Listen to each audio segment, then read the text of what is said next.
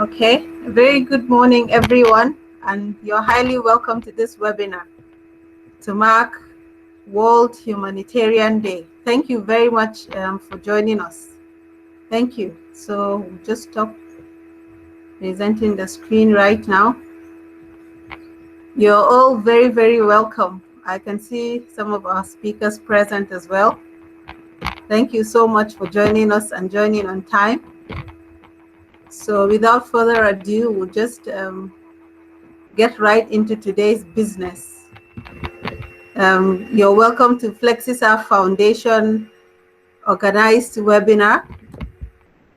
FlexiServe Foundation is an initiative of FlexiServe EduSoft. We have the MD joining us as well today. Yeah, so it was born out of an innate passion to actually make a difference in the education sector. Our main mandate is to provide access to quality education to out-of-school children. And our vision is a world where every single child has access to an education that empowers them for the future. We believe that every child has a potential to shine, and we are not going to stop until we see that every child really has all the tools necessary for them to excel and make a huge difference in Nigeria. So I would like to also introduce the speakers. We have Mr. Faiz Bashir, who is also a co-founder of FlexiServe Foundation. Mr. Faiz, you're welcome. Please indicate your presence to our participants.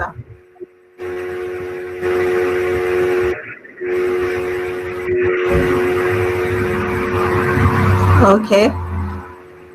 Next, we have Mrs. Osuake. Very sorry about the pronunciation.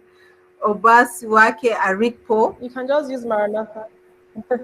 Who is also the founder of Risk Out.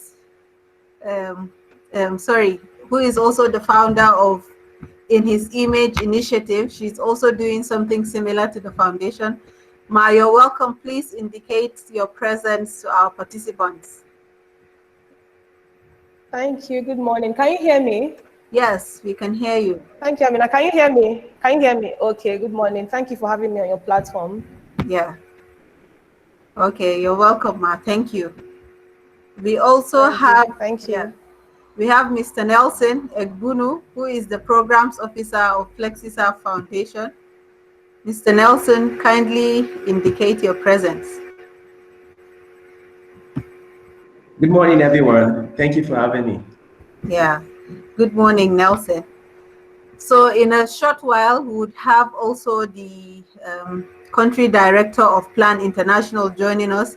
Thank you so much, all of you, for joining. I would also like to recognize the presence of Hajia Hadiza Kere Abdurrahman, who has also been of great value to the foundation.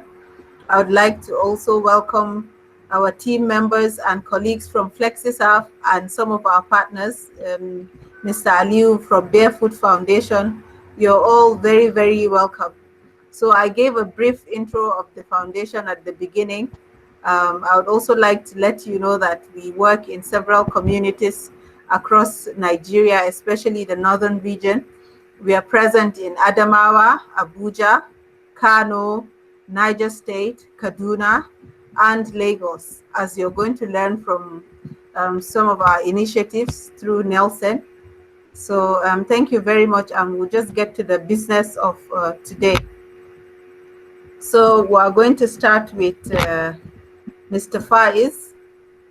Mr. Faiz is actually the co-founder and CEO of FlexiServe EduSoft Limited, who have actually made giant strides in the education sector. They work with giants in the education sector like NIDDA, PTDF, NECO, and so on. So I would like to hand over the mic to you, sir, to introduce yourself, please.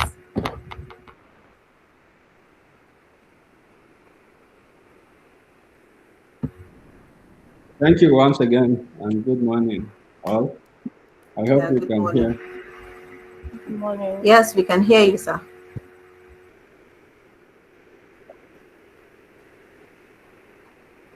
So it's a pleasure to be here with you to celebrate the World Humanitarian Day.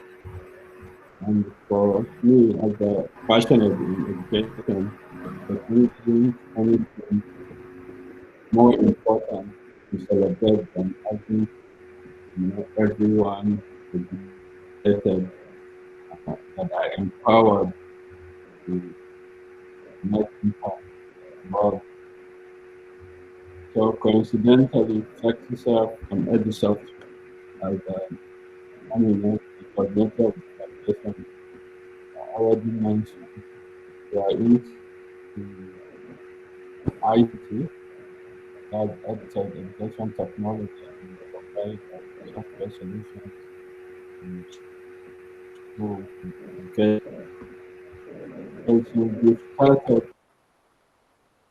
a lot that sector. I think the sound is Time our breaking, parent sir. education has grown.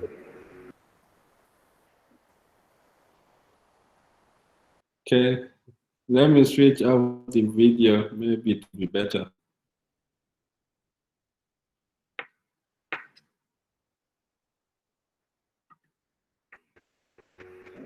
Okay, I hope it's clear Yes, now. we can hear you better now.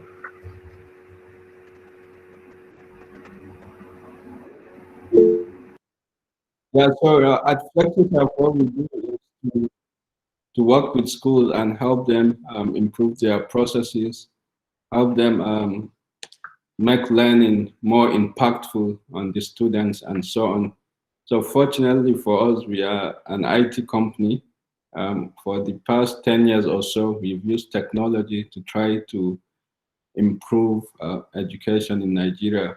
Currently, we work with over 500 schools across the country to help them improve their processes and learning in the classroom. We also work with some government institutions still around e-learning and education. We have a number of tertiary institutions too, about 30 of them, that we help them improve their processes. So generally for us, I would say the future is, is education, and IT has become a very instrumental tool that will help us drive that, especially in this part of the world where we have a big gap when it comes to education. Nigeria, as you all know, which is no longer news, has the highest number of out-of-school children.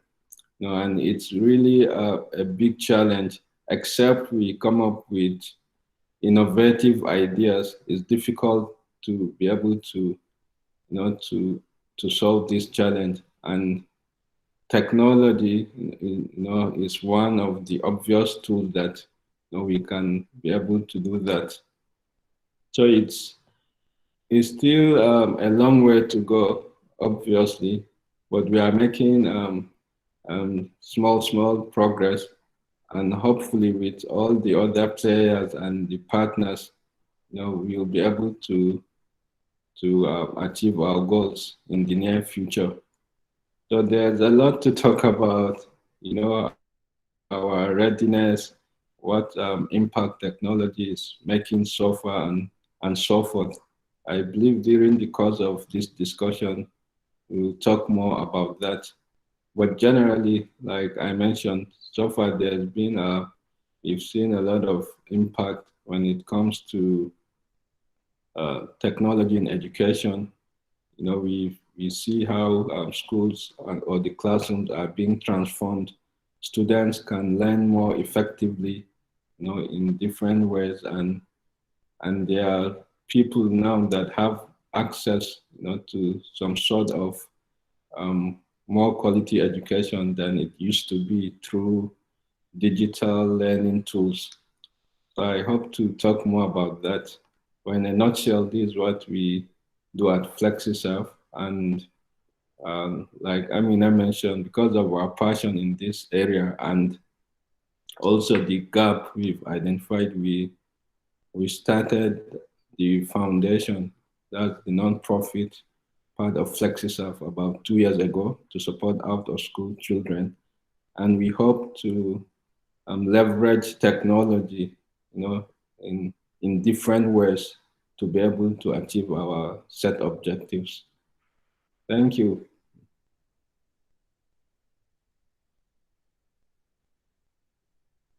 Okay.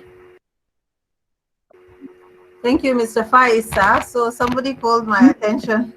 They said, so you didn't tell us who you are. You've been introducing speakers. My name is Amina Abubakar, and I am the coordinator of FlexiServe Foundation, the organizers of this webinar. I am just the face, actually. With me are very marvelous and wonderful team members who have been the brains behind this webinar and our several other initiatives. They are amidst us here, and you will be hearing from some of them. So thank you for having me, and thank you, Mr. Faiz, for that intro. So in the intro, you actually started our next point of discussion, which is the question on what FlexiServe's impact has been in the education sector so far. So we'd like to learn from you, sir. Please, what has the impact of FlexiServe been like in the education sector?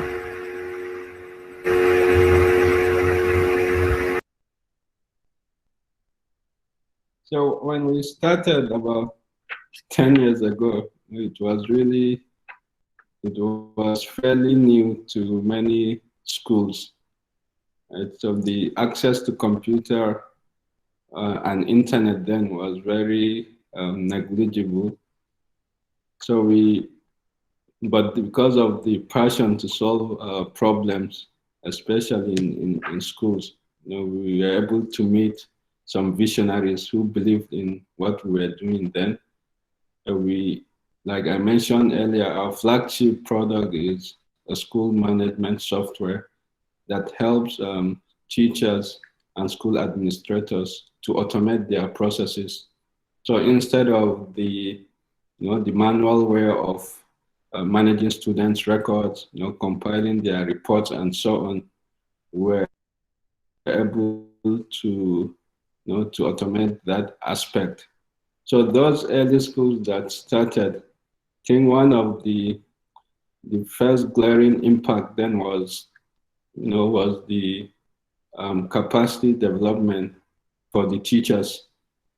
So like I mentioned earlier, computers were not common then, and we have the technology phobia. So through our programs, a number of schools, especially some of the big unity schools then, had the opportunity, the teachers had the opportunity to really start interacting with computers through our software.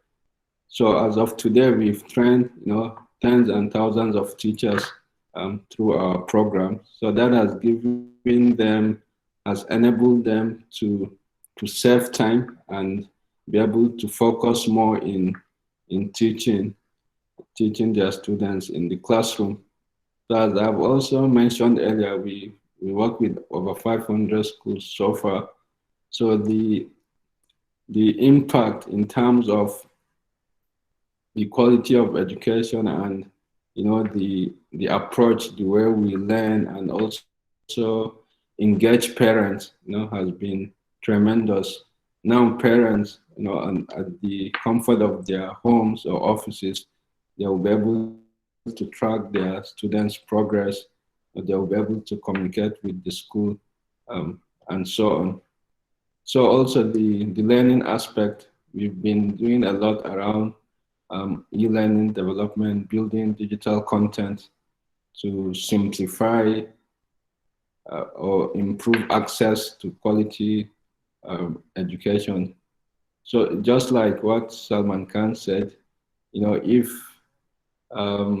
Newton had built exceptional videos on calculus, then we may not need to have many calculus teachers in the world today.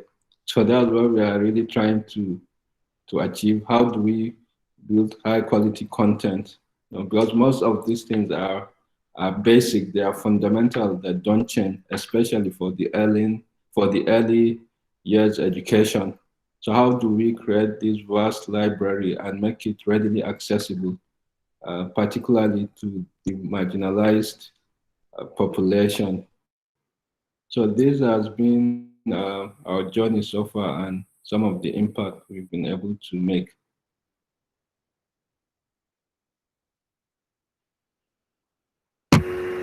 Thank you very much, Mr. Faisa. Thank you. I see that's a lot of impact. Like you mentioned, there is technology phobia in Nigeria. You know, people just freak out once you mention technology. And FlexiServe is sure here to change the narrative. Like he mentioned, they've already been doing that, and we look forward to more of it. So I want to recognize the presence of Ms. Chuja, another of our speakers, who is also the founder of Risk Out Consult. She's been really working to train teachers, and she didn't stop even during the COVID-19 pandemic. We look forward to hearing a lot from her too. So if you can just indicate your presence to us, Ma.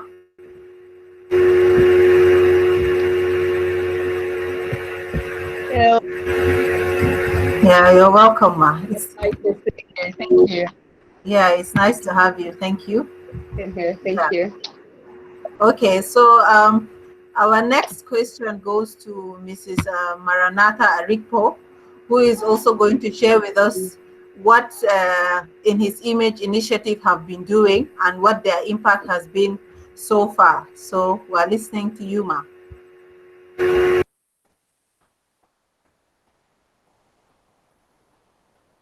Hello, good morning. Can you hear me? Can you hear me clearly? Yes, Ma, we can hear you. Okay. Thank you again, Ms. Abubakar, for having me on your platform. So In His Image initiative was born out of the need we met in a community called Yimitu in Abuja. We had gone there this early morning for an outreach. This was around 10 a.m. And I couldn't miss the fact that there were lots of children scattered around, early in the morning when they should be in school.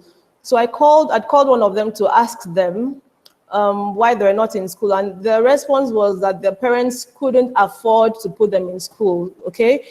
So they were not able to be in school. So I asked if someone brings a free school here, would they like to attend?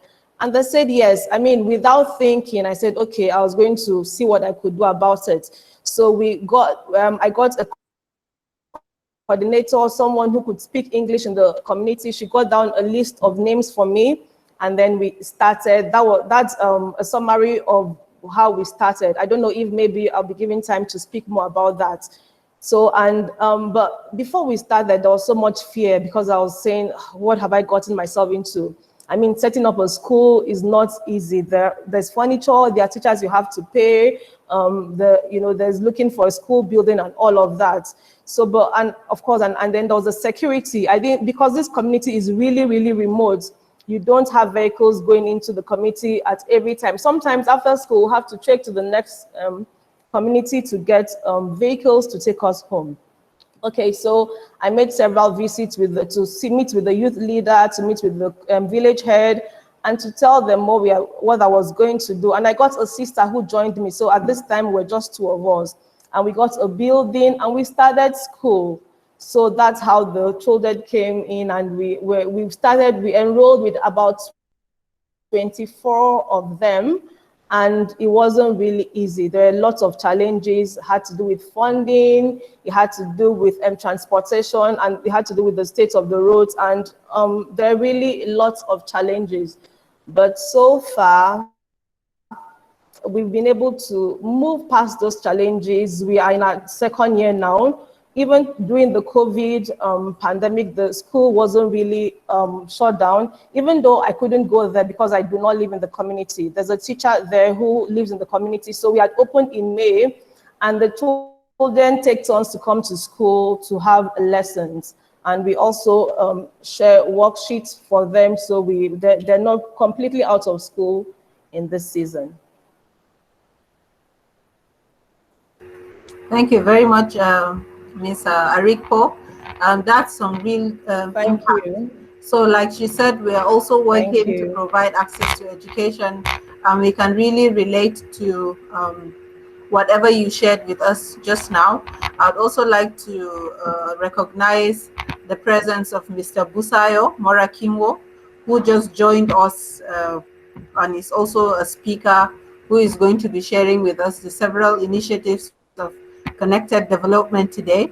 Connected Development have been really working, campaigning in partnership with Malala Fund and other organizations to ensure that every child has access to education as well.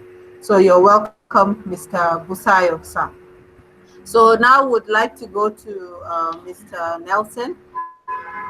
Mr. Nelson, so would like you to introduce your initiatives and kindly let us know the kind of impact you've made.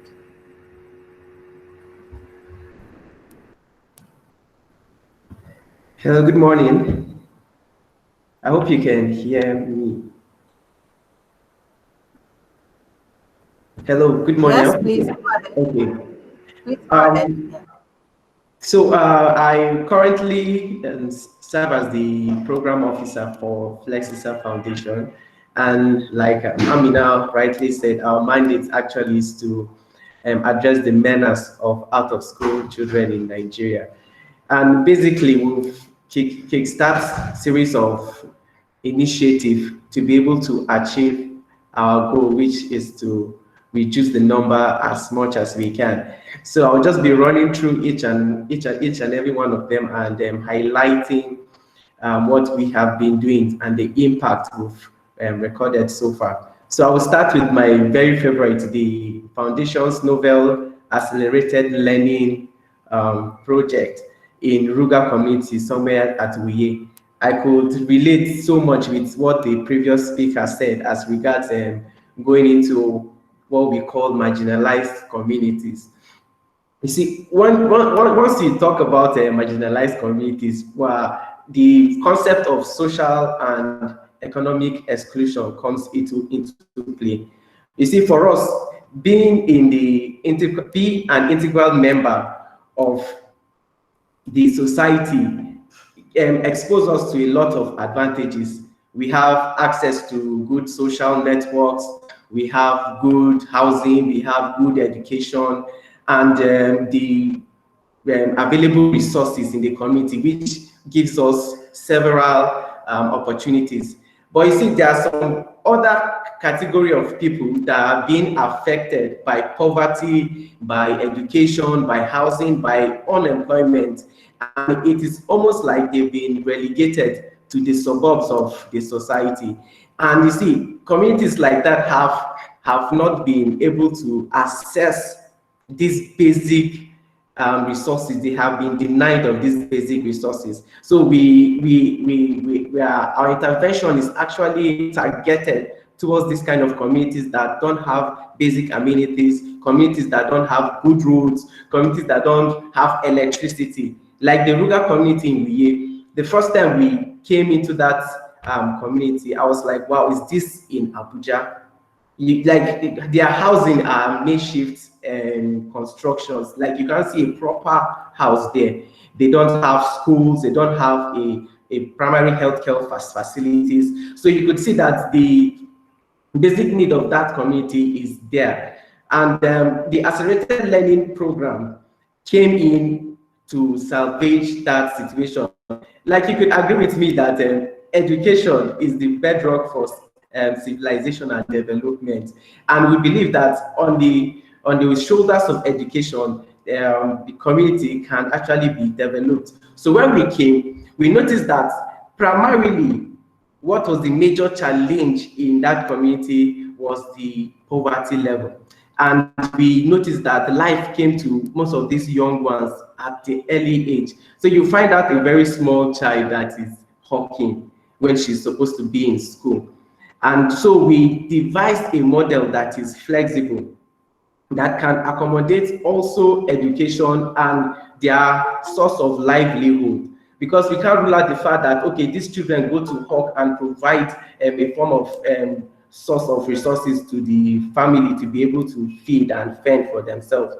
So the accelerated learning program is something that is flexible enough so that they just need only 6 hours in a week to come to school and learn.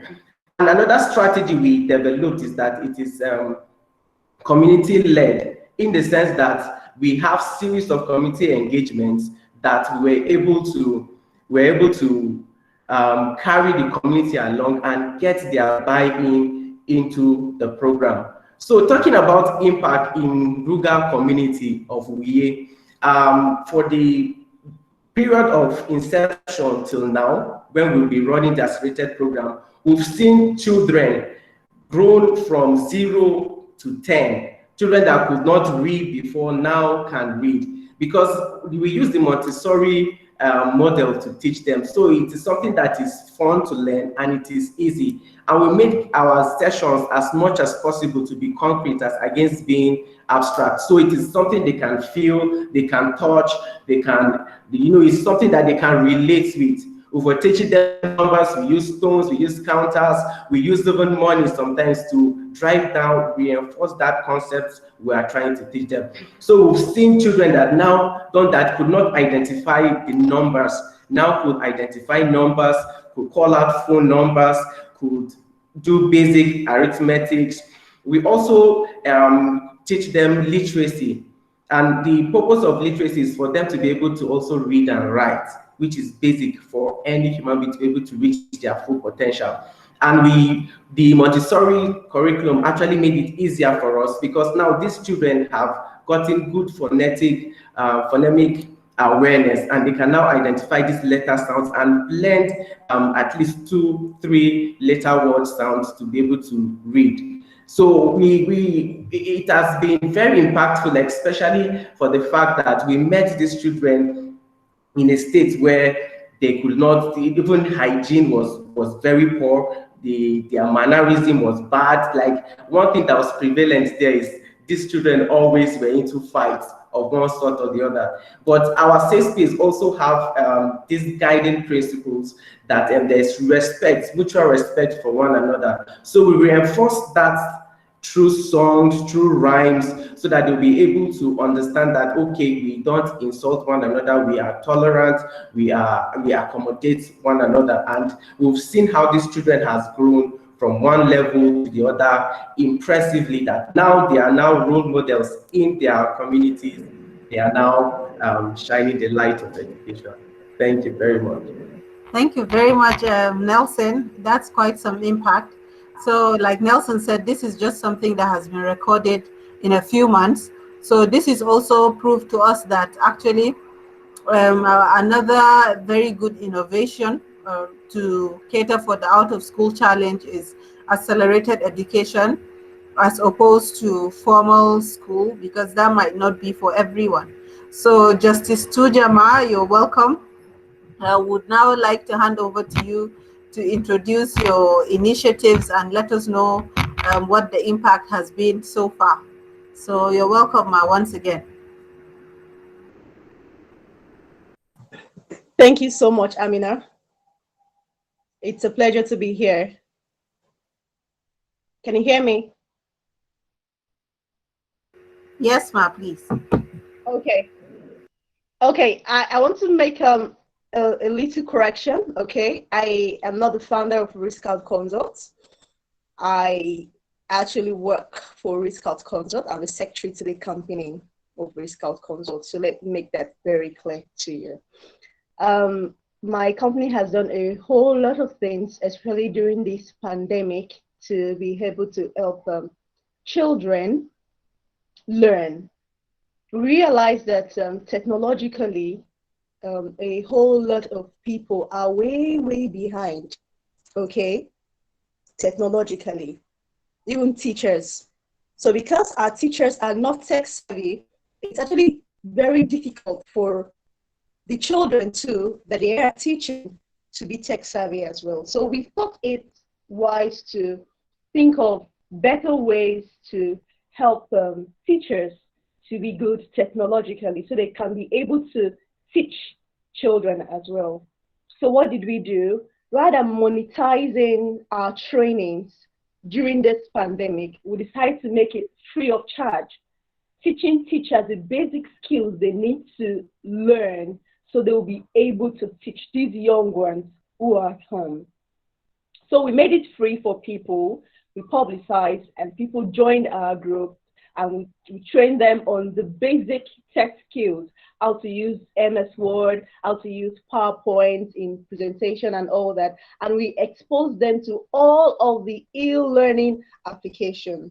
Okay, these are trainings actually that people pay for, that are being monetized, but we chose to do it free of charge for people.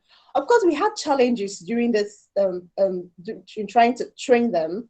We realized that you have different categories of individuals, okay? Some who are who actually do not know anything about the basic tech skills, others who are at the medium level, and others, okay, that already have an idea and they would want us to work very, very fast and get to where they want to be. So it was a whole lot of challenging process, but in the end, we were able to achieve what we needed to. Then too, we also had to work with managers of other schools.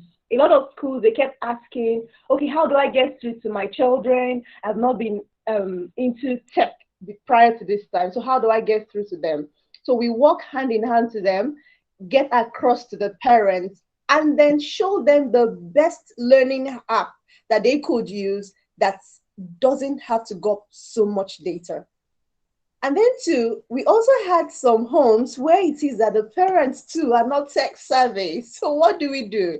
And that's how we had to introduce one of Google's app. It has not been launched, okay? But right now, a few number of persons can make use of it. It's called the Bolo app, which is read along, okay? With that application, children are able to learn how to read all by themselves without having to have the basic tech skills.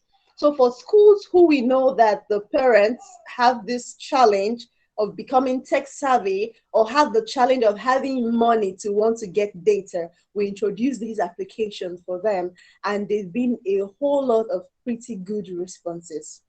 What else did we do? We also try as much as possible to help teachers to be able to develop themselves. The major problem we have in the education sector is because it's that most teachers, they are not willing to want to get themselves developed. So if they don't develop themselves, it means they will not be able to impact so much on the children. So what did we do?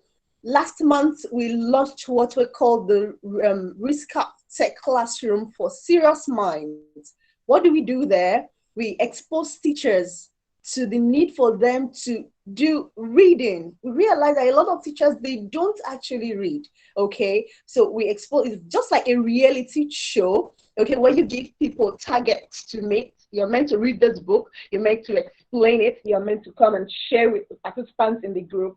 And for every week, each of them are being rewarded for the reading and the sharing of what they've read.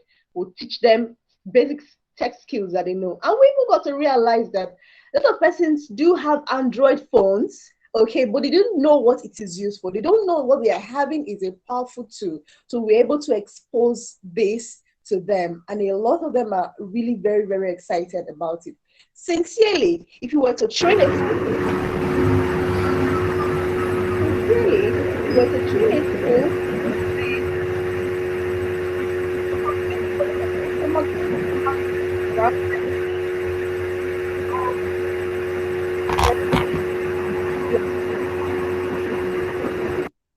basically, Amina.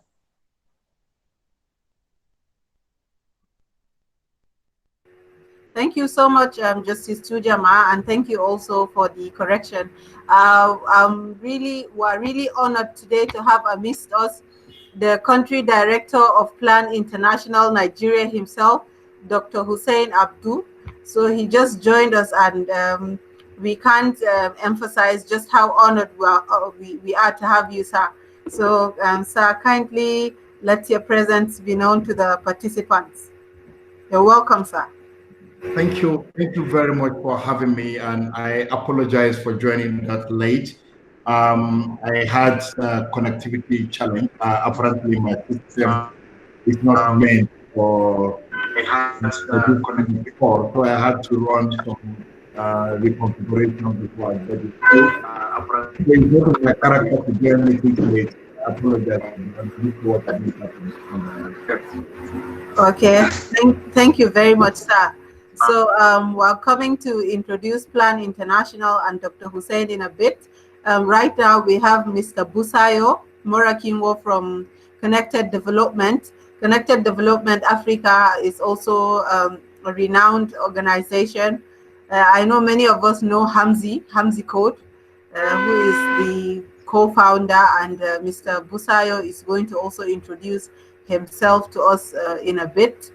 So they've also been doing a lot in education, and we are honored to be their partners. So Mr. Busayo, kindly introduce yourself, your organization, and what the impact has been in the education sector. You're welcome, sir. Yeah, thank you, Amina. At FlexiServe, and thanks to everyone who has spoken today. So very quickly, Connected Development is a non-governmental organization that has a flagship project or product, as we like to call it now, called Follow the Money. Now, Follow the Money is set to answer the question of where money is coming from, where money is going to, and what the money is used for. And I like to also always say that when we talk about government money, the government doesn't have money. The government is as powerless as anything without the people. So the money we talk about is the money of the people, right? So we're trying to disabuse the minds of people when they come up with the impression of leave it, it's government's money. No, it's not government's money, it's your money. Now, we do this tracking in three major areas. We do this in under the water, sanitation, and hygiene component of governance. We also do this under basic health. And one of the places where I think I am very strong in, it's tracking funds for basic education. Now we've been a part of a whole lot of advocacies for the advancement of basic education in Nigeria, spanning from the advocacy for the curriculum review, because we discovered that children are not learning. So it's a different ballgame entirely when you want children to go to school, right? And we understand that there are a whole lot of children out of school currently, and we want these kids to go back to school. You know, but when the kids go back to school, are they actually learning? What are they doing when they go back to school? It's part of the advocacy we've been a part of, and we've led on several fronts. We've also led the advocacy for the extension of the universal basic education coverage that speaks to free and compulsory education, you know, for the first, currently it's the first 9 years. But one of our major advocacies is saying to the government, increase that margin to the first 12 years of every child's academic life, you know. So instead of you to stop sponsoring kids when they get to GS3, extend it to senior secondary 3, so that we know that all what these kids have to pay for should be the university education, which is another level of advocacy, you know, on its own. Apart from trying to get children to go to school, we're trying to get them to stay in school. Now, for example, a girl child may not be able to go to school if there is no proper sanitation facilities or hygiene facilities because of her body metabolism, and the fact that at a particular time in every month she needs to, you know, clean up regularly. She cannot stay in school at that time because there is no proper sanitation or hygiene facilities in this school. So that's part of the things we're trying to advocate for, to ensure that children, you know, stay in school when they go to school. The idea of safe school is another challenge. You know, in the peak of the Boko Haram insurgencies in the northeast, you know, the terrorists were targeting various educational centers. In fact, Boko Haram could have been simply defined as a Western education, a fight against Western education. So schools were the target. Now, the Chibok girls or the Dapchi girls are two sad realities in our collective history as a nation that shouldn't have happened if schools were safe. You know, so apart from just saying children should go to school, are they safe when they go to school? You know, as the part of the advocacy. But our major point is when we talk about education infrastructure and the abilities for state governments to judiciously use the about 3 billion naira they get every year for basic education. Now, sincerely speaking, basic education has been underfunded in Nigeria, yes, but we've not been able to see the benefit of the little funding in education. Now, we ran the numbers recently, and we discovered that from 2004, when the Universal Basic Education Law Act, you know, came into law, the government has released close to so if you multiply, let me try to do the numbers again so that everybody on this call has a perspective. Now, every government is supposed to have, every state government is supposed to have 3 billion, you know, which is a contribution from the federal government and the state government. 3 billion, you know, every year, between 2.8 and 3 billion every year. Now, this scheme has been since 2004 to 2020, which is still currently in operation, and that's like 16 years. If you multiply 16 multiplied by 3 billion, it gives you a certain amount. If you multiply that times 37 states, including the FCT, you discover that a whole lot of funds has come into basic education in this country, you know, and the kind of education we have is not the kind, you know, that looks like what that money has come into. So when we even advocate for more funding for basic education, there is a reality at the other side of our thoughts that the monies that has been spent so far, have we been able to get value for it? I think the last thing I'm also going to speak about is the fact that when you look at the Nigerian educational system, what we have as a system doesn't fit into our reality. So, for example, look at the curriculum we have. What the children are learning today in school, is it applicable to our current realities as a country? And at this point is why I always say that when purpose is not known, abuse is inevitable. When the purpose for education is not known or is not understood by a collective of the people, especially the duty bearers, they would not pay so much attention to education. The world is in its fourth industrial revolution, and quite unfortunately, Nigeria has not moved past the first industrial revolution. And if we really want to check where the challenge is coming from, we'll discover that it's coming from the kind of education, you know, we currently have, the kind of education our children are receiving in school. For example, for those of us that are on this call, how many of us can probably remember what we were taught in primary school? It's vague. It's really vague. It's not real. It doesn't relate to the realities of the 21st century, right? Now, so how can we do the long overhaul of the system of education to ensure that when our children go to school, they learn for today and they learn for the future? They learn for today to solve the problems of the future, the problems that we've not seen yet, the problems that we cannot just imagine. Nobody saw coronavirus coming. But I tell you the truth, some countries have from time immemorial, you know, anticipated a time when there's going to be a global pandemic. So they've established a whole lot of research centers. They've inculcated research into even basic education. They've inculcated technology into basic education. The lady Justice Toja that just spoke about integration of technology. How capable are the teachers to that are teaching these kids to use technology for learning? And maybe lastly, I've said lastly twice, this is going to be the last one. In some states in this country, we discover that teachers are still owed salaries. There was a state, Benue State to be precise, owed primary school teachers, you know, salaries, you know, for over a year. And I asked myself the question, a teacher that is owed salaries goes into a class that is overcrowded, you know, which is against the UNESCO standard of 1 teacher to 23 students. So you have a ratio of 1 to 1.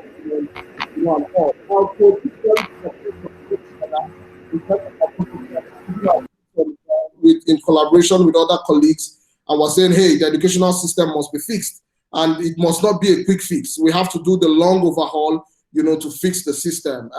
Thank you very much, Amina, for having us, and hope to continue with. Yeah, thank you very much, Mr. Busayo, sir. What he shared is actually very, very interesting. I know many of us think that the right way is just maybe to directly find the kids and provide access to them. But during the course of our work, we've also learned that while you do that, you also keep advocating, like you said they are doing. They ensure that schools are in the right condition.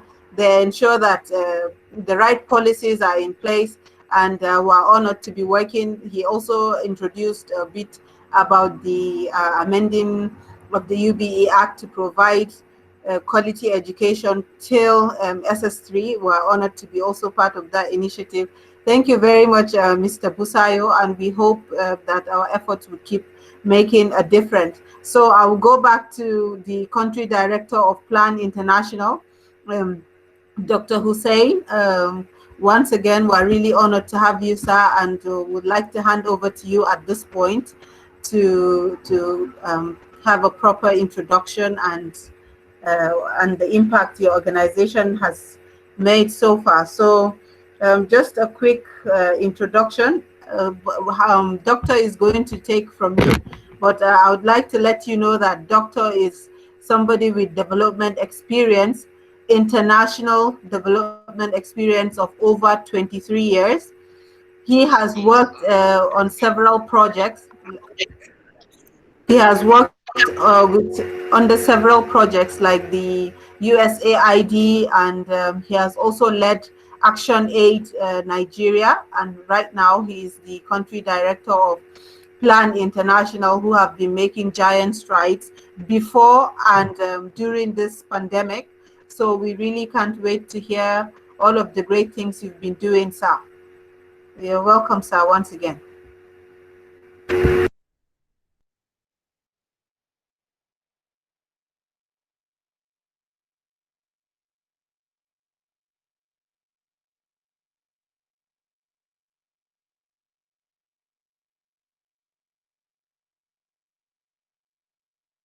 I don't know if it's a network.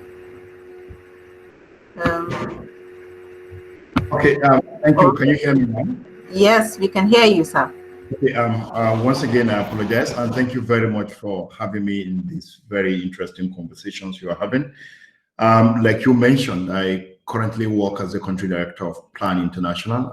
Plan International is one of the leading agencies working on education in the country at the moment, in addition to the other things we do. But because we are talking education today, I will be focusing largely on what we are doing on education.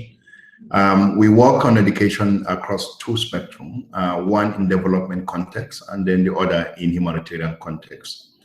In development context, largely what we try to do is to see how we can influence public policies, support state institutions and structures to actually be able to efficiently deliver on education, supporting teachers training, and in some cases also providing basic education infrastructure. On the education in emergency, which is largely how we deliver on the humanitarian side, is largely around ensuring that no matter the depth of crisis, no matter the state of any situation that the community finds itself, that children are still able to go to school or children are able to learn primarily. And that's the context in which we are operating in the northeast of the country, particularly in Sokoto, in Borno, in Yobe, and in Adamawa State. We have a very large presence in the state, and the principle is ensuring that every child is able to learn. And learning could actually be in a formal school setting, it could be in temporary learning spaces, and it could even be at home. But in principle, every child should learn, irrespective of the state of the crisis. Like the other person mentioned earlier, the crisis in the Northeast is largely, and to a very large extent, I kept saying, it's a development crisis. It was a development crisis that escalated into a humanitarian situation. And what do I mean by that?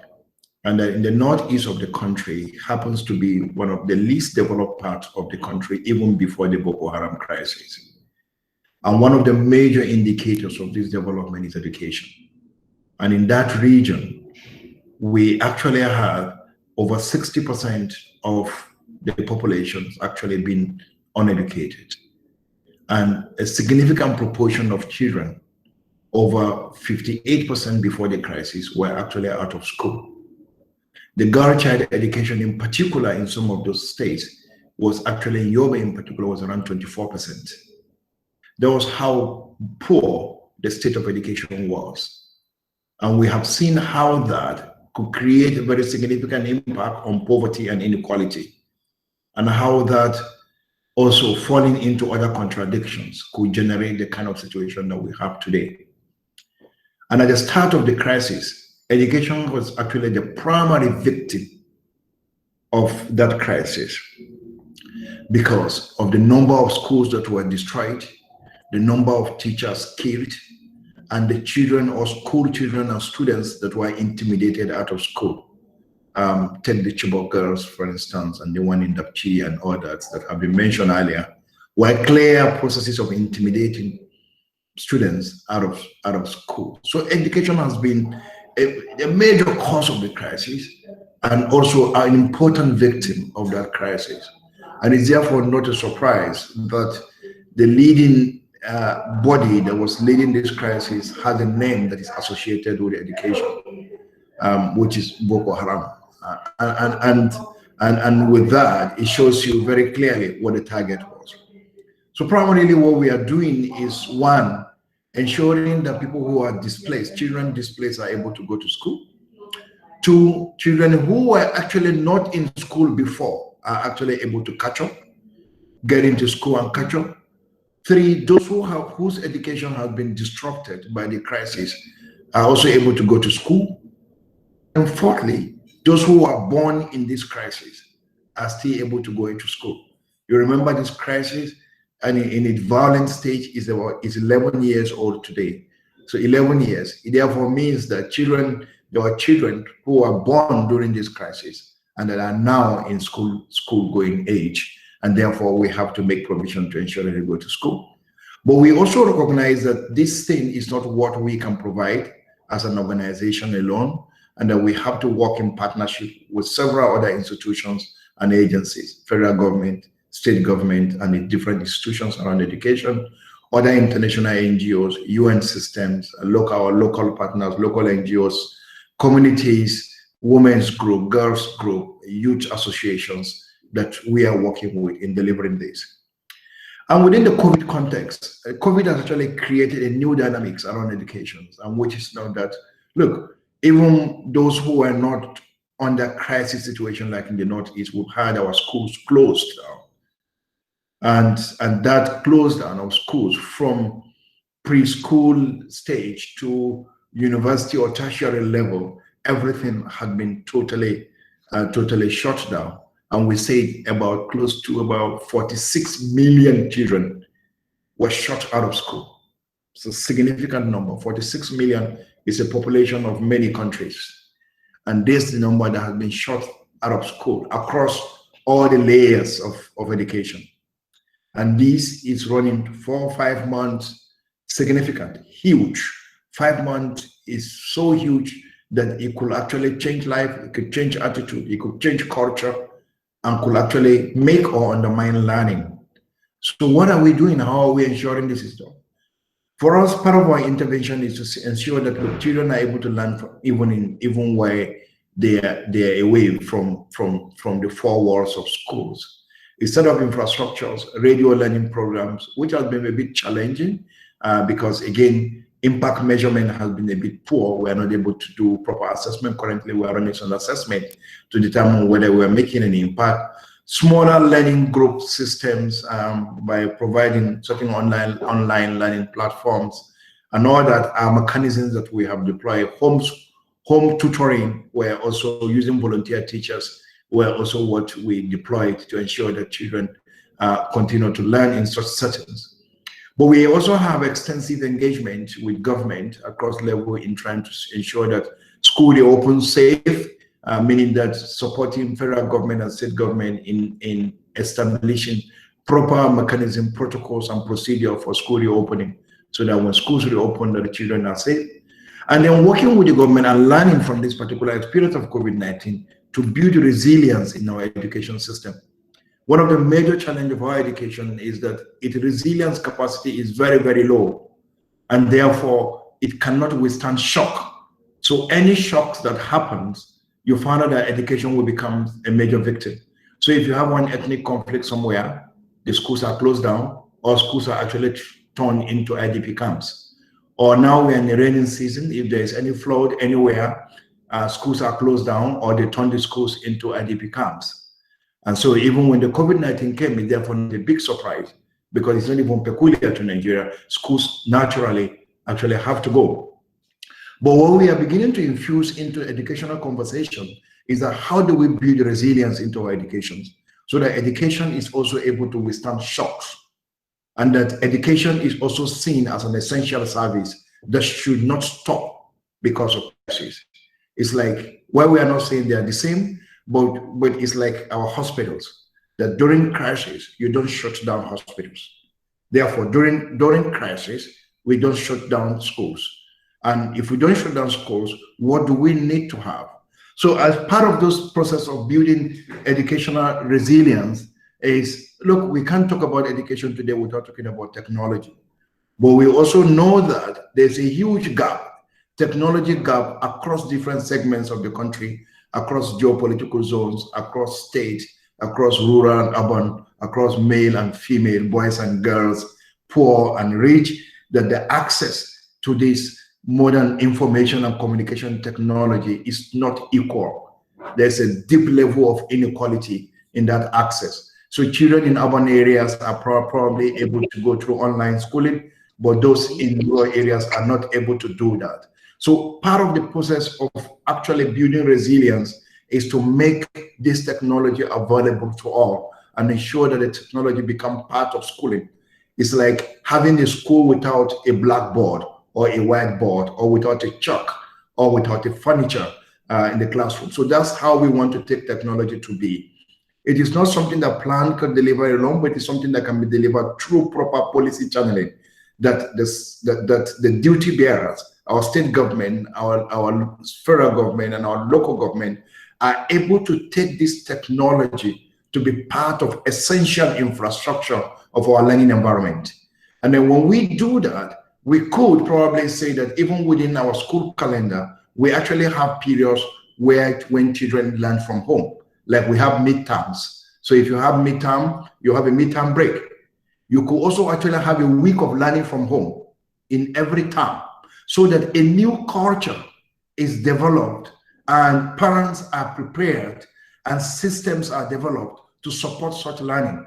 And so that even when there is crisis and schools have to close, learning does not stop. So these are the kind of thing we're doing, combining policy engagement with proper service delivery, building capacity of teachers, working with community leaders and youth and youth group, and the children and girls themselves, in ensuring that no one is left behind in education. Thank you.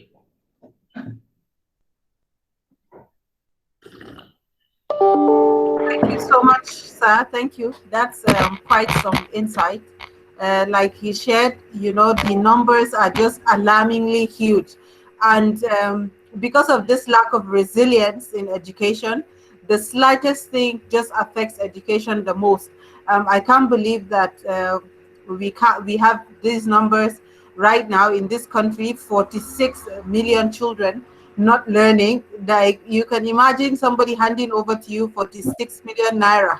What can that buy? But we're not even talking about money here. We're talking about every single child in those 46 is somebody with a life and a dream, probably, that might end up getting crushed, and an attitude to be developed. And then, as we always say in FlexiServe Foundation, our famous mantra is, with a huge potential to shine. So we really can't continue this way, and that is why we're glad to have people like Dr. Hussein, and many other heroes joining us here today.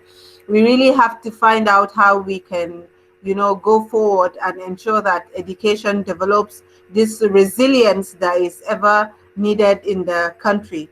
So thank you very much, sir, and that was very insightful. Thank you. So back to Mr. Faiz Bashir. Doctor also mentioned that we can't discuss education without technology. I think right now we can't discuss anything without technology. Anyone who has joined this call knows that there had to be some kind of tech savviness to be able to join just this discussion. So back to one of our EdTech experts, Mr. Faiz. This question is for you, sir. So we really want to know, on top of what Dr. Hussein shared, what do you think has been Nigeria's response to this pandemic in terms of education?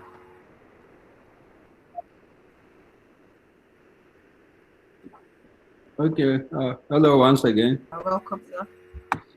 Yeah, so this, when it comes to government, it's always a big topic, and I try to not to dwell much in that regard, but unfortunately, you can't talk about progress in any sector, including education, without talking about the role of the government.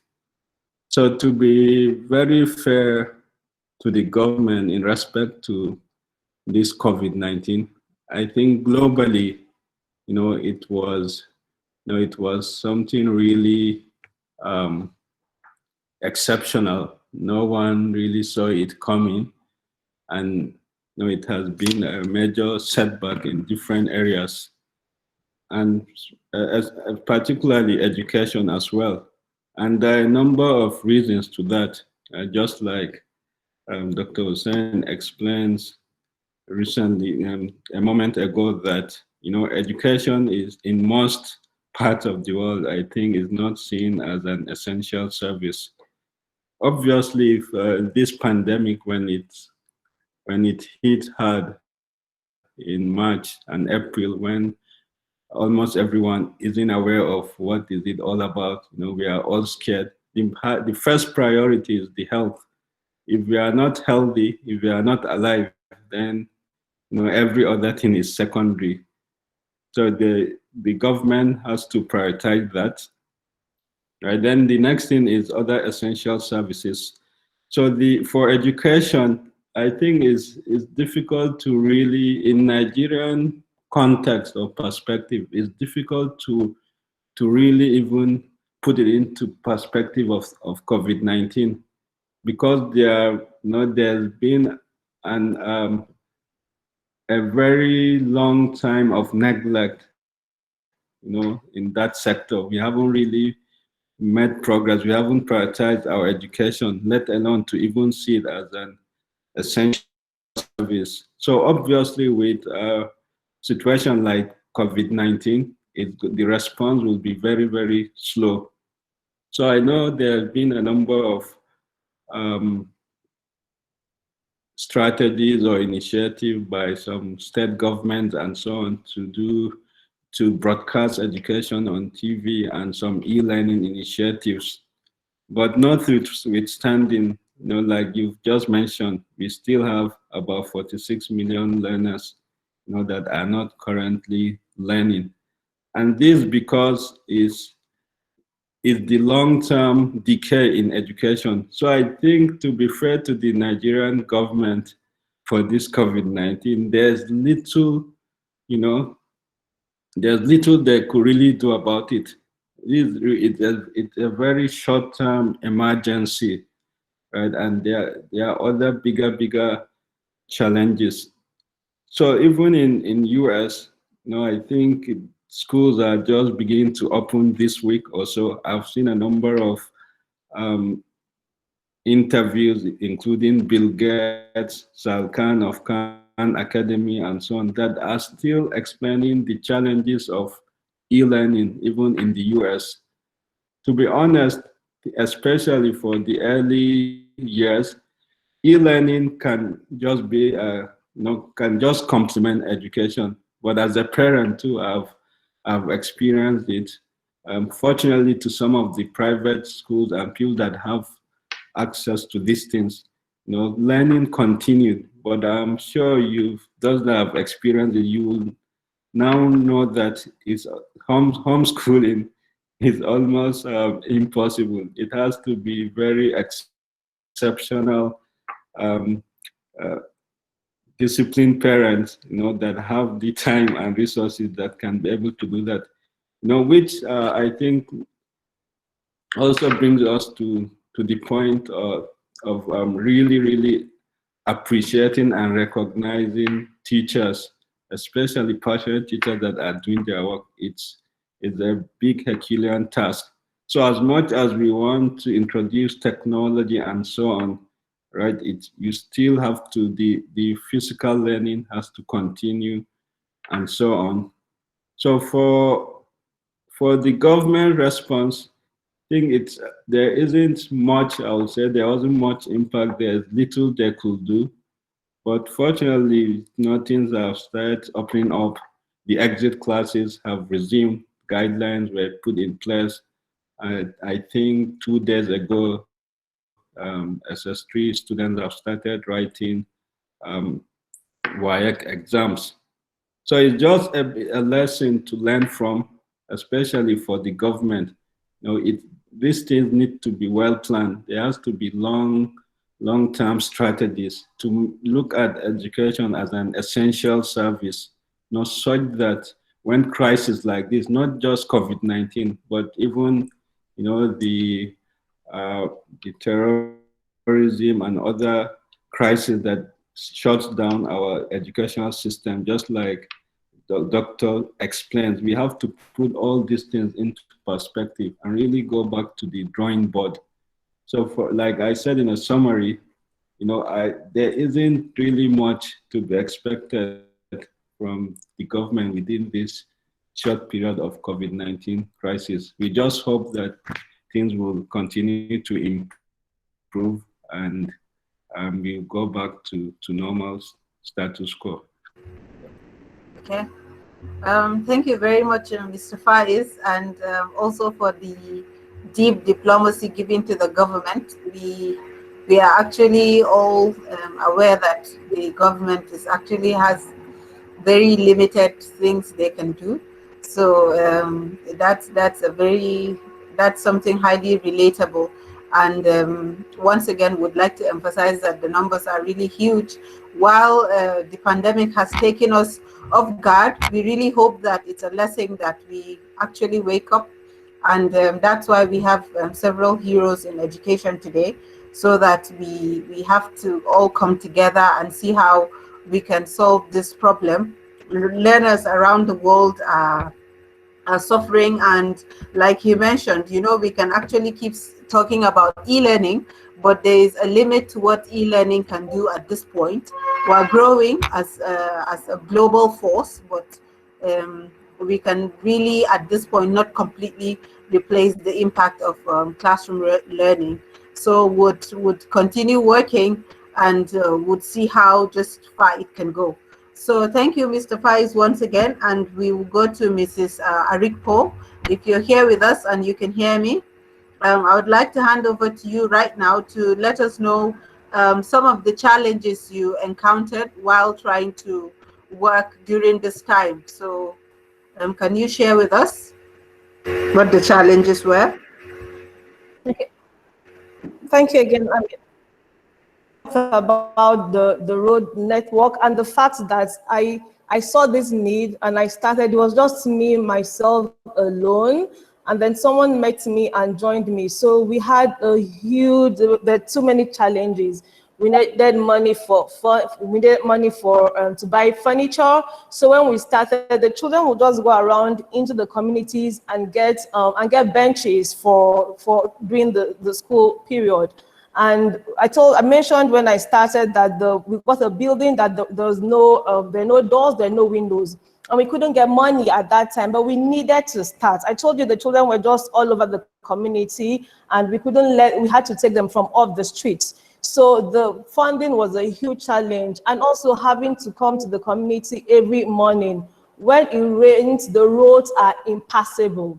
You know, we have to hold onto the bikes for dear lives. I remember there was this day I lost my shoe because the bike tumbled with me into the mud. But you know, what kept me coming was that the children we were the only hope they had, okay? So if we stayed back and said we're not going to go, who was going to do it?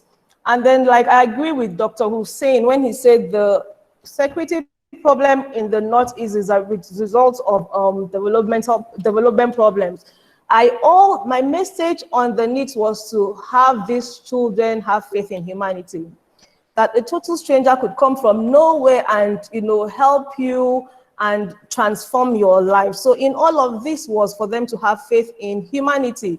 So even with the challenges, even with the lack of funds, even with the lack of stationery, even with me, you know, afraid of the security, because I said it's a remote community, I kept pushing myself. We kept going. We were committed to going because we needed to see that these children were not left behind. Someone said, you would not see the effect of a crippled child until the child grows, becomes an adult, because as a child, the child is carried about, okay? So when he becomes an adult and then there's no one to carry them about, you see how bad that state was. And whether we know it or not, in the next 30 or 40 years, these children are going to be the future. So we really need to deliberately invest in them so they would, you know, would know that the direction they are carrying the country forward towards where we will be around roads. We won't say, oh, I wish I did something, you know, but because of the challenges. So in spite of the challenges,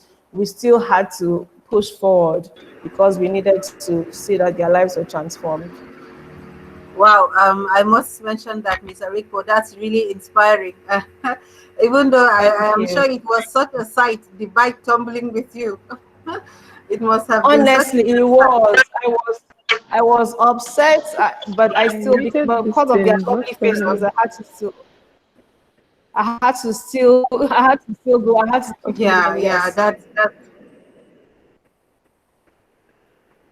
That's why we're also celebrating you today. I completely agree with her that you really have to question yourself. So why are you even doing this in the first place? There has to be a very strong sense of purpose connected to it. If not, the challenges are going to take you. You might not even see them, most of them. You just encounter them as you go. So like she mentioned, you really have to have a strong sense of conviction, passion, coupled with also a purpose connected to being a humanitarian. And I would also like to remind us that we're here to celebrate the heroes in education, and that's why we are listening to all of their stories. Thank you for sharing that without anything, Ma. Thank you very much. So I'm sure Nelson can also relate to this, Mr. Nelson, sir.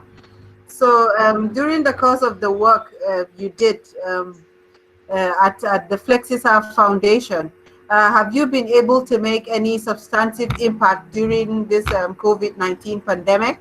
And if yes, can you share with us?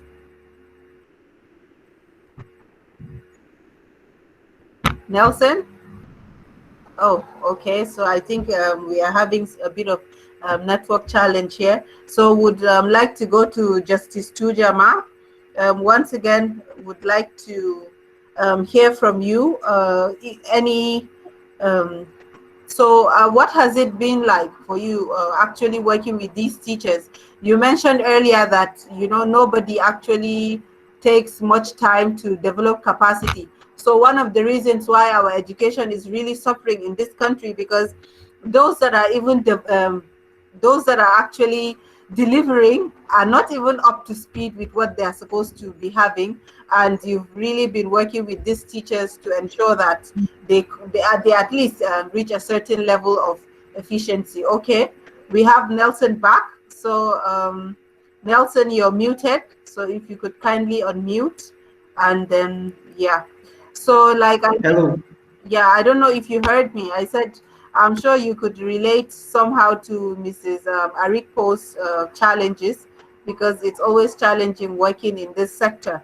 So I said, has the FlexiServe Foundation been able to make any strides during the COVID-19 pandemic? And if that's the case, can you share with us any such initiatives you've been able to come up with, and what the impact has been? Wow. Thank you very much. We have about 2 minutes or a minute plus to respond to that. Thank you. Thank you very much, Amina. So quickly, we understood that the fact that the pandemic met us with our hands down. We were unprepared. To be frank, we panicked at first. But in the midst of all the panic, we had to take this balcony view and see how we can reinvent our intervention to be able to reach our beneficiaries. And we thought about digital technology, and I agree also with the MD, Mr. Faiz, that as much as we want to embrace digital technology right now, digital technology seems not to be inclusive. So we were aware of the 3 levels of digital technology demography we have. First level, that has access to this digital technology. Second level, that okay, they just need probably a kind of assistant or support, probably data or internet, and they'll be able to connect. But the third category of people are those that don't have access to digital technology at all. And the number of 46 million learners, most of those numbers fall under that category. So we had to think outside the box on how to ensure that there's continuity with learning. And during the earlier stage of the pandemic, there was the restriction of no movement except for essential services, which education is apparently not part of that. So what we did, we leveraged on those essential services to be able to reach our beneficiaries, because we don't want to take the idea that we can't reach our beneficiaries because of COVID. So one of the strategy employed was a food drive initiative, where we partner with stakeholders to be able to take food supply, food relief materials to our beneficiaries. And in the midst of all that, we dropped worksheets, which will be a way for us to be able to ensure these kids are still learning. So as food are going there, they also get worksheets, and they do that worksheet, and we collect them every week to be able to track progress of their learning. And that worksheet also helps us to be able to assess these kids, their learning progress, and monitor how far they have been going. Another thing we employed during this COVID period was, teachers' capacity is something that should not be underestimated. And that is why I salute the effort of one of our heroes today, that she's focusing on training teachers. So we started WhatsApp trainings for teachers, for our instructors, and we've organized webinars. And so you see, it is there that we understand the kind of technology that we can use even at this time, because technology varies from one person to another. For some, technology is WhatsApp, some technology is text message, and so we had to streamline to the most effective way of reaching these children, not just what is in vogue, probably Google Classroom or Zoom. Thank you very much, Amina. Thank you very much, Mr. Nelson, sir. And I am inspired, and I know that all of our participants are also inspired that you didn't stop even with the cause of this pandemic. It's really interesting to hear how there were restrictions in the community, but that really didn't stop the FlexiServe Foundation team. I'm not saying that because I'm part of the team. we've heard his stories, but then that's what it is about being a humanitarian. You're a real life hero, actually risking your life every single day to ensure that people are okay. So thank you, Nelson. And I would come back to Justice Tuja. I don't know if you heard my previous question. So before we ask you the question, I would like to recognize the presence of our former chairman and also the co-founder of FlexiServe Foundation, Mr. Ahmad Salihijo. We are really honored to have you amidst us, sir. And Mr. Ahmad has really been the one spearheading this initiative and driving it down. But like I mentioned, he's our former chair and then the current managing director of the Rural Electrification Agency. We are really honored to have you in our midst, sir. Thank you for joining us. So Justice Tujama, so I said teacher capacity is a huge problem in the Nigerian education sector. All of us can bear witness to that, Ma. So, and you've been really working to see how that is curbed to a certain extent. So I said, can you share with us what it has been like, you know, trying to bring someone who perhaps is on a zero level to a certain standard. So cut on time, so would give you like a minute and a half to share with us what that has been like, Ma.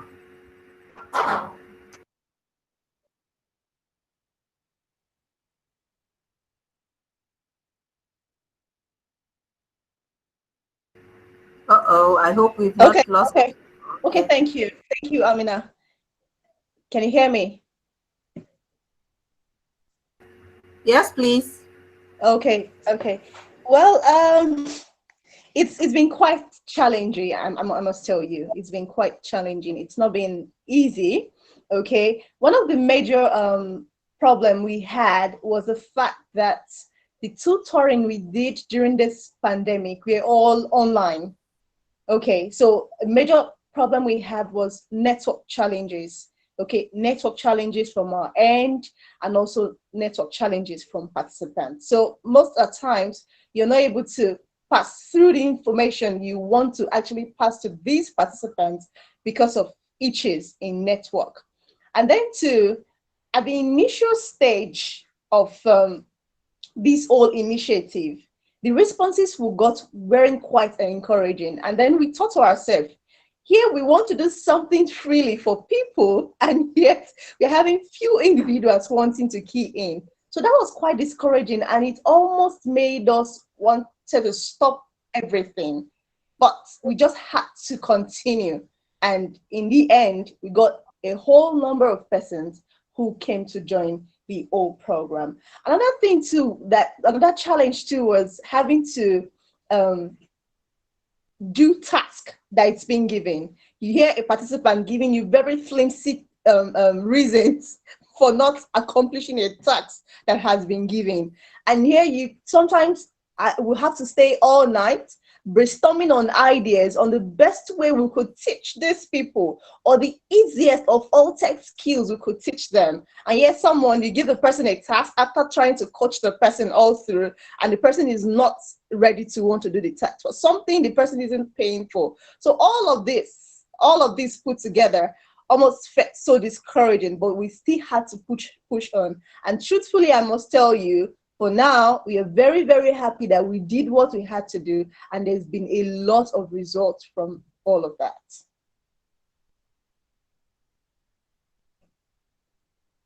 To hear that you actually didn't give up.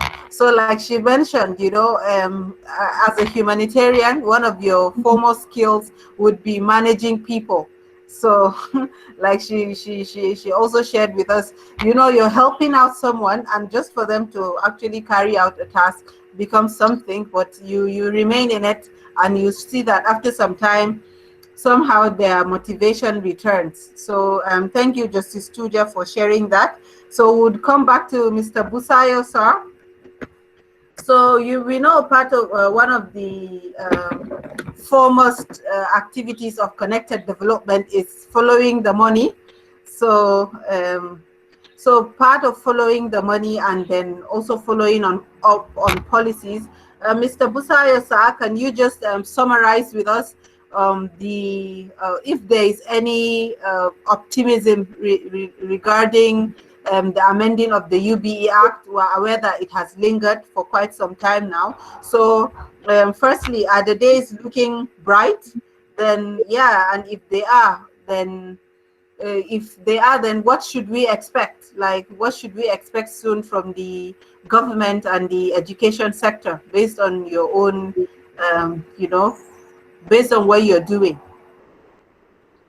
Yeah, great. Thanks a great deal, Amina. And I think the question you asked is very important because, it just speaks to the level of priority duty bearers placed on education. Now it's easy. It's almost easy for you to push any political bill in the House. I mean, I'm talking about the federal houses. But when it comes to social services, and in this regard, when it comes to social service like education, you begin to see the level of drawback. You'd understand that as a country, we're not even ready, to fix the damning situations that has the capacity of threatening, our development strides, which education plays a very critical role in it, because the only way, one of the ways you can measure the human capacity development is when you really invest in education, right? Now, so it just shows that the government is not doing so much to invest in education. We've been on this advocacy for almost 2 years, going to 3 years, and it's still sad that we're still trying to get the various houses of assemblies, House of Representatives, most especially, to actually pass this law and transmit it to the president for signing. But we wouldn't stop because as advocates, we understand that when it gets tougher, it gets more interesting. We wouldn't stop. But I just want to bring a thought into this. Now, there's also a challenge from the part of citizens, when it comes to these critical sectors. Now, first off, I think citizens do not understand enough, and we that work in the civil society organizations, it's probably our responsibility to educate citizens on how this bill or this law is going to benefit them. Now, get their buy-ins, so that citizens begins to talk about it. Now, because it just feels like it's just a few of us in the organized private sector that is speaking. Can we get every citizen on the street who has a child or who has not had a child yet, explain to these citizens the realities of not having to fix the educational space. Explain to them that we could have more terrorists, ravage the country, or more bandits ravage the country because we've not fixed the gaps in education or fixed the gaps in learning. Probably that reality being, in the faces of citizens will make citizens begin to speak about it. Now, one of the potent forces of advocacy is when citizens are able to own the process and citizens are beginning to communicate the gaps they see in the process and how it affects them. Maybe their representatives will take that to be more serious. Now, lastly on this, I want to also say that for us to fix the educational space, we need more people to get into the space, get involved in the space. This is not going to be easy. This is not going to be a walk in the park. But if we do not achieve this, this corporate anger, this collective anger by the realities that just COVID alone made over 46 million children not to have access to education. Even before COVID, we had over 10.5 million out of school children, roaming the streets in this country. If this disaster continues, this natural disaster continues, for how long do we have our children stay out of learning? When those children come back to learn, are we going to start from the beginning to teach them, or are we going to cancel academic sessions, because of these realities? Now, the COVID reality made us to know that we were not ready, we were not prepared for anything. Notwithstanding, we can start now. We can start now. And I think citizens must play a major role as being in the front line, driving these engagements and driving these advocacies. Thank you very much, Amina. Busayo, sir. So, long story short, it's not looking very bright. It's actually something that we can relate with, but we're actually very hopeful. We're very hopeful that a lot is going to change in Nigeria's education sector, and we have superstars like Dr. Hussein. So we're coming back to you right now, sir, Dr. Hussein. So there is actually also a question for you from Miss Betty, sir. Okay. Yeah, so would like to know, she's asking that how can everyone working in this space, is it possible that if there's a collective effort to really present a united front and have a stronger, do you think it would be more effective if we provide a united front, all the organizations coming together, and how far do you think that would go?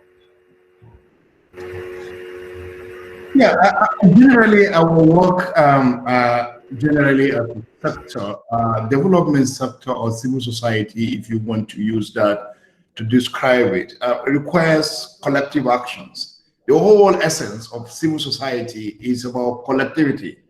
It's about collective action. So once there is no collective action, you can't actually achieve anything. You are not government. It's government that is an institution, and then it holds on behalf of the people, the sovereignty, and therefore it has all the structures and the institutions to make decisions. We don't have that. And the best we can actually do to influence public policy is to advocate. And the advocacy space, like for those of you who have been in the sector, we recognize is that we are experiencing a very shrinking advocacy space. And so no individual organization can run it alone. And I think some of us are experienced enough to tell you about different kinds of policies or laws that have been enacted in this country through collective actions. It can be very challenging. Some of them took more than a decade. Some of them took quite long, but some also came within a very short time. So there is no single parameter to describe how the attitude is out there. It depends on the issues and it depends on the powers behind it. And so collective actions can change a lot of things. And there's a lot we can do. We can do on education. I think the challenge with education in this country is the fact that it is largely state-driven. It is state-driven. It's not to say that the state is the one providing the services alone. There are private sector, there are community schools, there are schools owned by religious bodies here and there. But the policies that drive them are largely state dictated. And many times they are actually not informed by strong public influences in terms of decision making. And that has a lot to do with our history. It's a country that has had over 30 years of military rule. There was no parliament, and therefore policies cannot easily be debated and discussed. And even when we transited to military civil rule in the last 20 years, our transition and the structures are still with a strong hangover of the military, that the parliament sometimes operates as if it is not a parliament. And so it has to do with our history. It's a cultural thing that has emerged as a result of these years of authoritarian experience. It takes a lot of pressure, it takes a lot of effort, and that is where the collective actions actually requires. And that's what we are also trying to do in Plan by working with state institutions, the Ministry of Education, state government, working with policymakers, providing policy advisories, and bringing in other international actors into this discussion so that we can learn from each other and see how we can produce the best. So I think on platforms like this that you are having and the kind of people that are leading this conversation is to agree on certain minimum in terms of what we actually need and see what kind of influence we can actually bring to bear on both the legislature and the executive to get the right things done. I am not of that school that believe that things cannot change. I am not of that school that also believe that legislators will not listen or the government will not listen. I know that Nigeria operates a federal system. We operate a rigid constitution. That's the principle as a political scientist. I know that, and therefore no rigid constitution can easily be changed. That's why it is called a rigid constitution. It's a federal constitution. All federal constitutions are rigid. So it's not easy to change them. It's important for us to know that. And I don't also want to live in a country where you can change its laws, and constitution just at will. I don't want to live that. I think I don't mind the rigidity of our constitution, but because I knew that if there is a swell of demand on the system, it will cave in. I think the challenge we have had is that even as a sector, we are not able to work together in making some of these demands. But when we put demands, and these demands are good, they are reasonable, they're in public interest, we push them. But we also have to recognize that we need to be patient because the truth about it is that you are leading with a parliament of more than 300 people, both the reps and the Senate, more than 300 people, and there will be different interests and coming from different places and different background. So nothing comes easy. And I think it's we as a collective that actually have to be strong and remain consistent and focused on the goal, and we will get it. So when it comes to legislative advocacy, I always use the example of the Not Too Young to Run advocacy, which led to the amendment of a section of our constitution to provide for young people for a reduction in the age limit for political contest into some positions. And I knew it was one of the shortest citizens-led kind of advocacy that actually got the attention above the parliament and the executive. All the ones that I have known, citizens-led legislative demand, have taken more than a decade. This one didn't. And so it tells you that if there is that commitment, that drive, that passion, that focus, there is nothing as citizens that we cannot change. And for me, this would be my advice. Thank you very much, Dr. Hussein, sir. So Dr. Hussein has made a very valid point.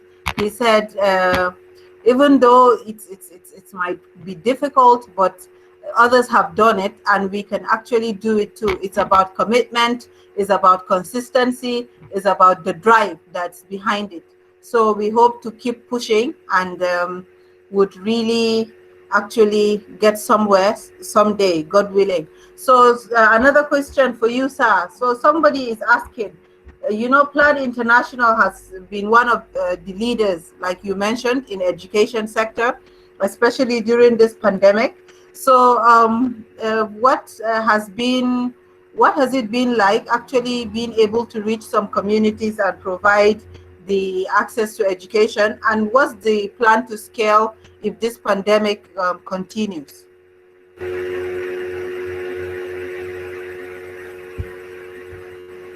Yeah, in this pandemic, it is so difficult to operate at scale. You actually have to define your niche and define your geographical scope on where you actually want to operate. Because at the start of the pandemic, we went through a lockdown. And one of the major challenges of that lockdown is that there's extreme restrictions in movement. So what we did in some of the states where we operate is areas where we have offices very close, maybe at local government level. We call them field offices, is to get the field offices to provide such support. Because you are not able to move from one town to the other or one state to the other. So that lockdown was extremely difficult. And then we work with the radio stations in some states, develop a very quick curriculum for particular classes and run them over a period of time. In fact, we went to the extent of distributing transistor radios for some communities so that they can actually be able to listen to those radio stations. Many times when we speak about alternative learning procedures or processes, sometimes we are a bit cavalier. We actually assume too much. We think that when we say radio schooling program, we think every household has a radio. Probably in northern Nigeria, there's a significant proportion of people that have, for a different reason, radios and wristwatch. But it doesn't actually mean that every household has a radio. In fact, when you lift it to television, you may even get worse, and that you could go to a community and there is not a single house that actually have a TV.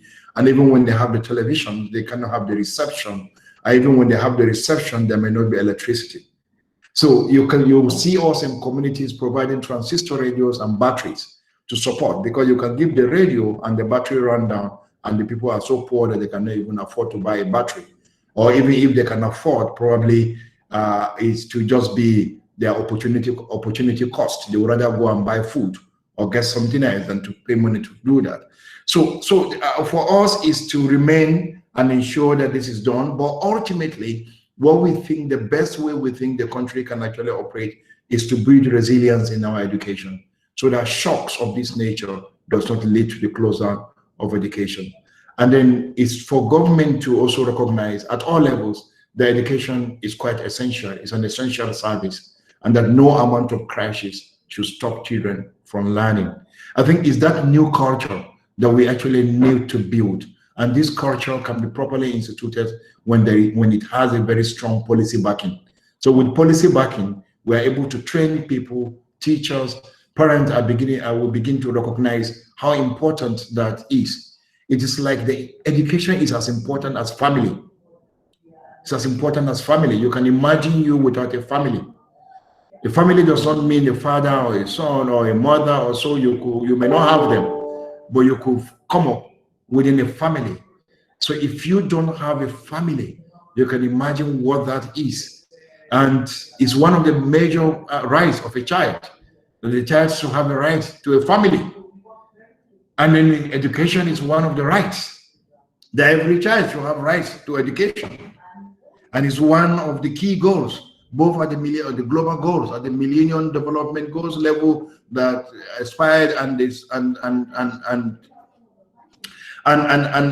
all the other treaties that we have signed up to consistently since the institution of the UN system. Education has always been in the fore. So we have a responsibility to take up that, because the NGOs, no matter how rich they are, how strong they are, how capable they are, they cannot replace the government. For me, this work I do, that's the principle that drives me, that we cannot replace the government. The government must always be a partner. And even for me as a citizen, because I happen to also to be a Nigerian, and therefore I don't want a country that is run by NGOs. I want a country that is responsible, that is run by government. I don't want NGOs to take over government. I would be ashamed if my country is taken over by NGOs, and NGOs are the ones providing all the services. I wouldn't like to see that. I've seen that in other parts of the world. And when I go and I walk, I walk with my head down, because I feel that the government has failed its people. And I don't want my own country to get to that level. And for those of us in this sector, we must recognize that we have to work with government. We may not agree with government at all times. And that is why I always tell people that our work is like a spectrum. We operate in the spectrum, from cooperation with government to sometimes confrontation with government. It's a spectrum. So it's like even at home, your parents, sometimes you disagree, your brothers, your sisters, you disagree, but you are a family. So the government remain an indisputable partner. It's an essential partner. You need to get policies on. Without government, you can't have policies. You need to make laws. The parliament, we have to be the ones to make law. You can't make laws as NGOs. So for us as NGOs, we have a responsibility to work with government, but we also have a responsibility to hold the government to account. So I think sometimes we have this misunderstanding. Sometimes government don't understand us. Sometimes we also don't understand government. We are not the same. We are not the same. It will be challenging for a government to run like NGOs, the same way it will be challenging for NGOs to run like government. So now it's about how do we understand each other, appreciate this very important, necessary partnership for development to ensue. Today, you cannot drive development without the people. And that's why we talk about inclusivity. You can't. And NGOs or the civil society is a very important segment of that civic space. And that is where the people lies. And that is why working with them, listening to them, engaging them in the delivery process remains very important. So for me, this is a message for all of us, that we can't do without government the same way government cannot do without us. It's a principled partnership we must have, but government need to recognize that as much as cooperation is needed, we also have to hold it to account. Thank you. Thank you very much, sir. I'm sure that was quite some wisdom for us to take away. I've learned a lot just from a few points you've mentioned. We are fast. We've gone past time, but I'll just have to, re-mention some of the points Dr. Hussein called our attention to. Many of us are unaware that we cannot assume before implementing development projects. I think that is one of the biggest lessons I've also learned. Before starting the accelerated learning program for FlexiServe Foundation, we assumed that it was just going to be straightforward. We're going to get welcomed by the community people and then just going to teach them, and that's all. But then unfortunately, we had to encounter challenges too. So that's a very strong point we can relate to. And Doctor also mentioned that We have to build the resilience in the education sector. If not, the future is not looking very, very bright. Then you have to also know that as an NGO, you can never, ever take over government. No matter how powerful you grow, it is the government that is going to lead its people. And then this is democracy, government for the people and by the people. And the people have to participate to actually get to impact the people. So it's always people, people, and people. So from this, we also understand from Dr. Osa that we have to also work with the government. We have to come to an understanding, like he mentioned very subtly, from cooperation to sometimes confrontation. So those are very valid points and very important for us to take away. We really, really thank you for such insights, sir. And then on a closing note, there is a last question for Mr. Faiz from the participants, and they're asking, they said, so relating to what Dr. Hussein has said, Mr. Faiz, and your expertise in the education sector, where do you see the future of technology in this country?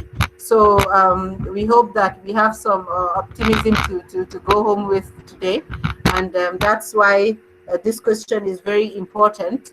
Like we mentioned, there can't be anything now without technology. So what is the future looking like based on your expertise in the education sector in terms of technology adoption and continuity? Okay, hello once again.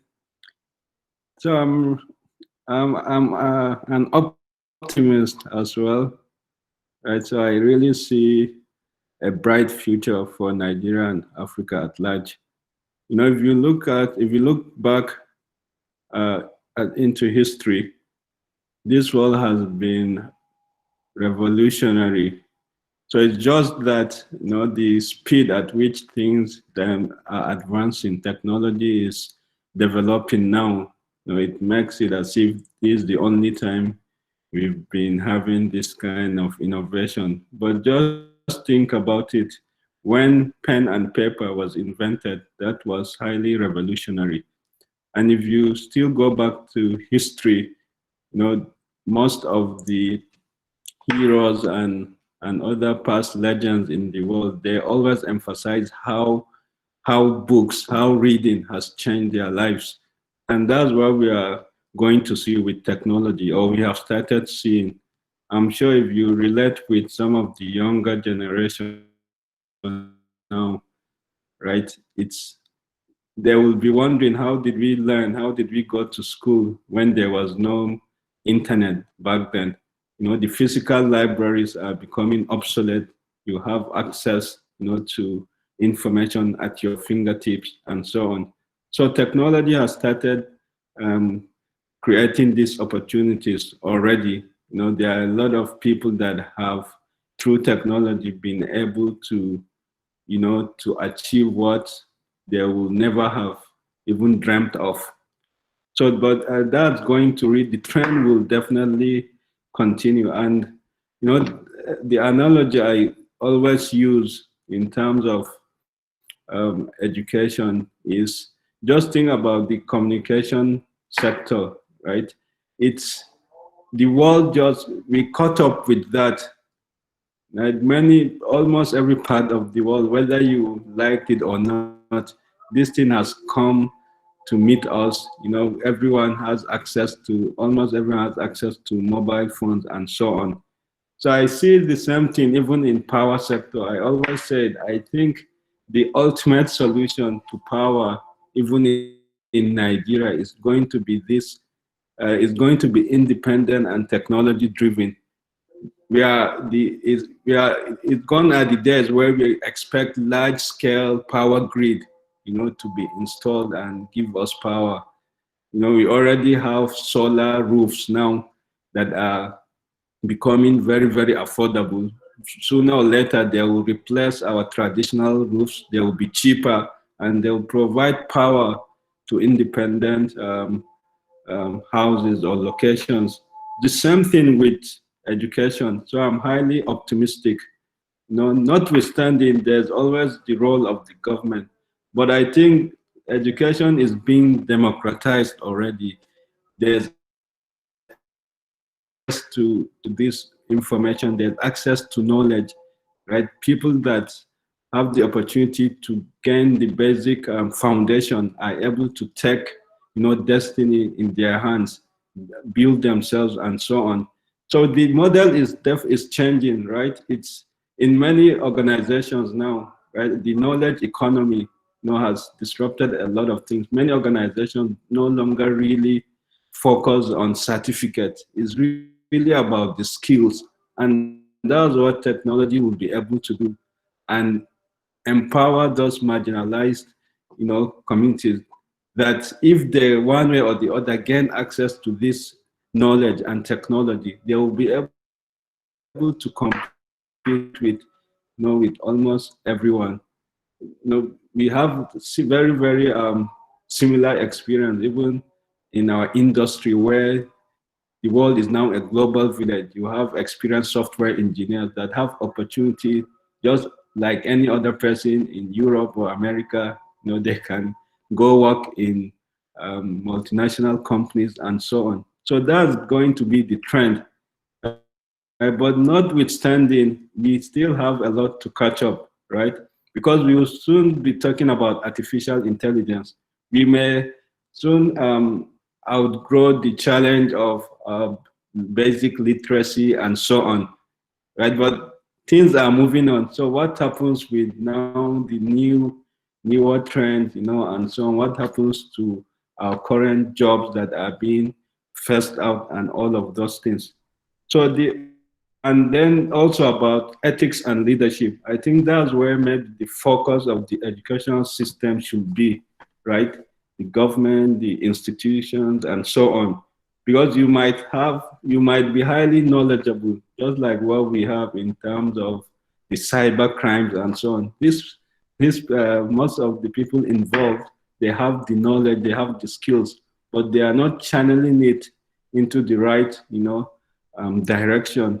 So in overall, I think there's a lot of opportunity, there's hope, right? But still a lot of work to do. Thank you. Thank you so much, Mr. Faiz, with so much intellect and a very optimistic note to end the day with. So like he mentioned, the future looks actually bright, but education systems have to shift their focus to not just delivering and prioritizing academics, but also prioritizing ethical leadership, because when people also have the skills, they also need to have the ethics to do what is right. So thank you very much. We've overshot with time. We sincerely apologize for taking more than we promised to take. I would like to thank all of our speakers. Remember, each of the speakers' takeaway, Fai's takeaway is for you to actually be optimistic in the future. Ms. Arikpo is saying that, there can never be work without challenges, but you have to remember that the Nigerian child has to have faith in humanity, just like marking the Humanitarian Day. Also remember what Nelson said regarding, going all lengths. There were so many limitations for us to actually go into communities during the pandemic, but that has not stopped, and we have not stopped working. Also remember Justice Tuja's story about actually falling off from a bike one time, wanting to actually do what is right, and empowering the teachers and not giving up even with their attitude. That's true leadership. And remember Busayo's mention about actually keeping to push in terms of advocacy. If you don't keep pushing, the people might actually not really know what is even there for them. So it's not just about even providing access to education for kids. That's extremely limited. It's about making sure that government has the right policies and pushing them. And then from Dr. Hussein, so many takeaways as well, so much wisdom. We can't take over government. We have to start cooperating to sometimes confronting, and then NGOs must understand that they have to understand government and work with them and build resilience in the education sector, keep pushing and pushing, and it's only those consistent efforts that are going to make substantive change in the education sector and our globe at large. So thank you so much. We can't celebrate these humanitarians and heroes enough. They are doing a lot for the education sector and for the Nigerian child. Thank you so much, our colleagues from FlexiServe, for joining, the WOW Foundation team for pulling this up. We really can't thank you more. Thank you, Dr. Hadiza, for your encouraging words and all of the observations, and our colleagues also from Bayes University and Bayes Center for Girls Education, our colleagues from all of the spheres, thank you so much. We can't thank you enough. Thank you for joining us and staying till the end. Once again, we want to thank the speakers for taking their time and sharing so much wisdom and heroic stories. And we hope that whoever joined this today had something to learn and actually take away. Please do share your feedback with us.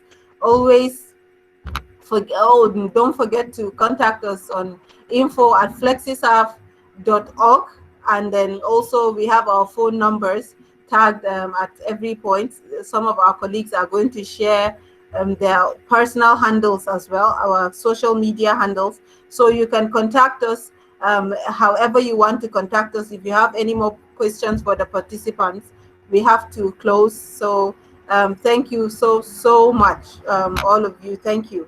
We can't thank you enough. Thank you so much. Yeah, so once again, would really continue working in the education sector, and we hope that all of you are going to also remain with us as partners and those motivating us, encouraging us to push forward. Thank you so much. And we have come to the end of this webinar now. Thank you. Would expect to hear from you. Once again, happy Humanitarian Day. Everybody who made it here is a humanitarian wanting to impact the life of the African and Nigerian child, and that is why we're interested to learn more and more every single day. Thank you so much, and have a very great day. Thank you. Thank you so much. Yeah.